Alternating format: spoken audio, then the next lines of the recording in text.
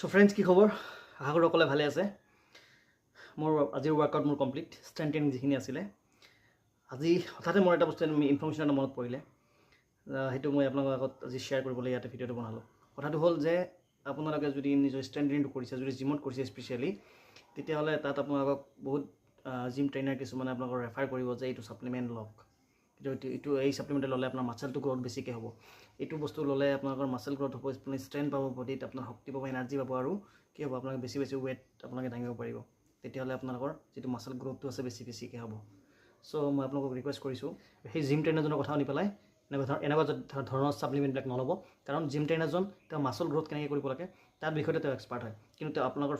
ফিজিঅ'লজিকেল যিবিলাক কণ্ডিশ্যন আছে তেওঁ নাজানে চ' ফিজিঅ'লজিকেল যিখিনি কণ্ডিশ্যন আছে সেইখিনি জনাৰ পিছতহে আমি যিকোনো ছাপ্লিমেণ্ট ল'ব লাগে তাৰ কাৰণে আপুনি প্ৰপাৰ ডক্টৰক দেখুৱাওক নহ'লে এজন ডেজিগনেটেড ফাৰ্মাচিষ্টক দেখুৱাওক আৰু তাৰ পৰাহে আপোনাৰ পৰামৰ্শ লৈ পেলাই আপোনালোকে ছাপ্লিমেণ্টবিলাক ল'ব যিকোনো ছাপ্লিমেণ্ট হওক